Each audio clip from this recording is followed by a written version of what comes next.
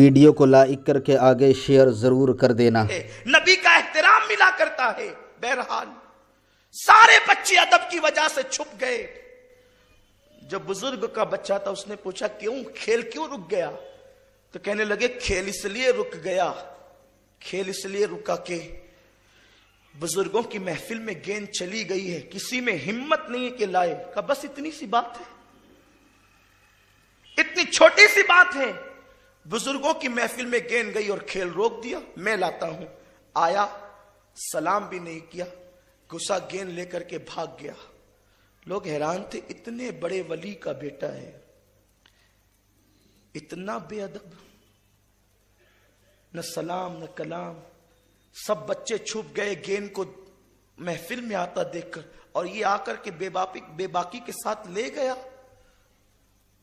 और बुजुर्ग साहिब कश्फ थे, अल्लाह के बरगजीदा बंदे थे। लेकिन कभी कभी अहले कश्फ की तवज्जे भी इम्तिहानन हट जाती है, तो तकदीर का लिखा हुआ होता ही होता है, क्योंकि इंसान की तदबीर पर खुदा की तकदीर ही गालिब आती है। बुजुर्ग ने फरमाया यारो कसूर इसका नहीं है, कसूर तो मेरा और मेरी बीवी का है। अब लोगों को हैरत और हुई, इतने बड़े बुजुर्ग का कसूर कैसे? तो खुद फरमाते हैं मैं और मेरी बीवी कई दिन के फाके से थे, बहुत दिनों तक फाके हो गए। आधी रात के बाद हमारे पड़ोसी को पता चला कि हम लोग कई दिन से फाके से हैं, बहुत दिन से हम भूखे हैं।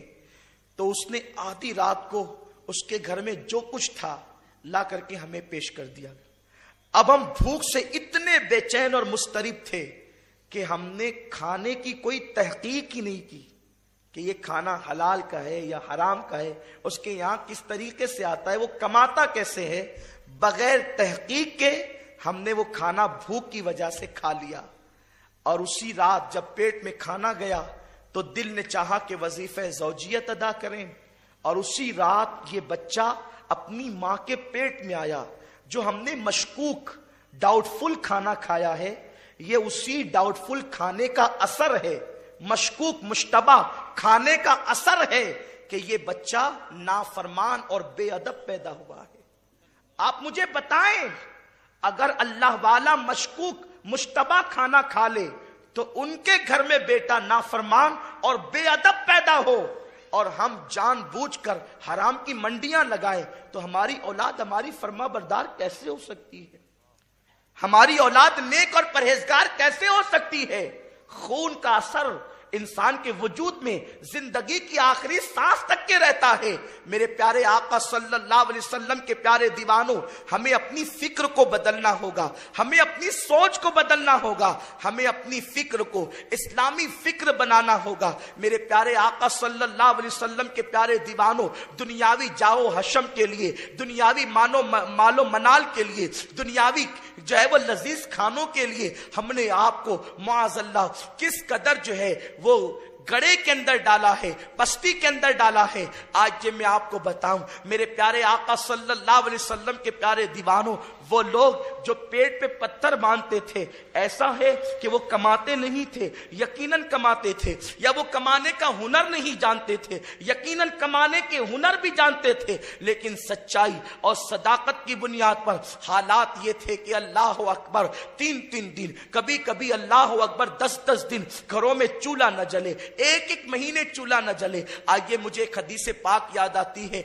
बड़ी मशहूर हदीस मुबारक है, आपने सुनी होगी। हदीस पाक का मफहूम मैं अपने अल्फाज में पेश करूं। आकाए करीम रऊफुर रहीम सल्लल्लाहु अलैहि वसल्लम के जानिसार सैयदना अबू बकर सिद्दीक दोपहर की चिलचिलाती हुई धूप में अपने घर से बाहर निकलते हैं, और उसके बाद जो है सैयदना फारूक आजम से मुलाकात होती है। सैयदना सिद्दीक अकबर और सैयदना फारूक आजम ये दोनों एक दूसरे से मुलाकात करते हैं। तो सैयदना फारूक आजम सैयदना अबू बकर सिद्दीक से पूछते हैं, भाई अबू बकर ये बताओ कि दोपहर की चिलचिलाती हुई धूप में तुम कभी अपने घर से बाहर निकलते नहीं हो, ये वक्त घर से बाहर निकलने का नहीं है, तुम इस वक्त घर से बाहर क्यों निकले? तो सैयदना सिद्दीक अकबर, सिद्दीक देखो सादिक वो होता है जो सच बोलता है, यानी जो असल वाकया हो उसी को बयान करने वाले को सादिक कहते हैं।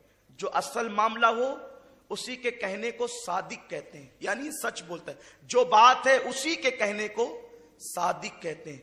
सादिक वो है जो बात के ऐन मुताबिक बोले, और सिद्दीक वो है जो कह दे वही वाकया बन जाए।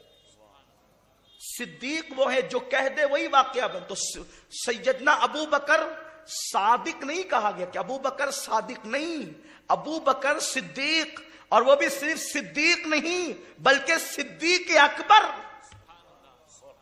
सिद्दीक अकबर नबियों के बाद रूए जमीन पर अगर सबसे सच्चा कोई है वो सैयदना सिद्दीक अकबर है।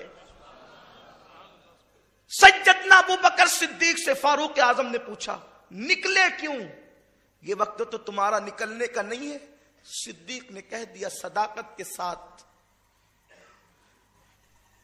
मेरे घर में 3 दिन से चूल्हा नहीं जला है और अब मुझसे भूख बर्दाश्त नहीं होती। भूख बर्दाश्त नहीं होती तो दिल ने चाहा कि दोपहर का वक्त है, बाहर निकलते हैं और किसी दोस्त के घर जाकर कुछ तो खा लें। कुछ खा लेंगे तो भूख मिट जाएगी।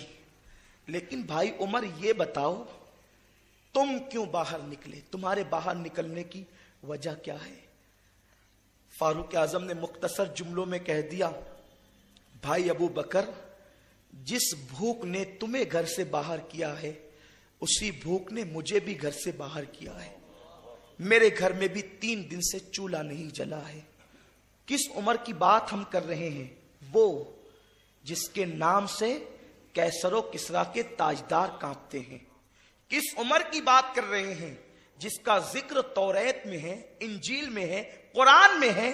वो मशवरा दे तो उनके मशवरे की तायीद में अल्लाह कुरान की आयतें नाजिल फरमाते। आयात कुरान जिसके मशवरे की तायीद में नाजिल होते। सैयदना फारूक आजम ने कह दिया कि जिस भूख ने तुम्हें घर से बाहर किया, बस उसी भूख ने मुझे भी घर से बाहर किया। दोनों मशवरा कर रहे थे कि जाएं किसके घर। अभी ये गुफ्तगू हो रही थी कि देखा कि सामने से आमिना का लाल मुस्तफ़ा करीम, वो रसूल जिसके बारे में अहले सुन्नत का इमाम यूं कहता हो, आसमा खान जमी खान जमाना मेहमान। आसमा खान जमी खान जमाना मेहमान, साहिबे खाना लक़ब किसका है तेरा तेरा।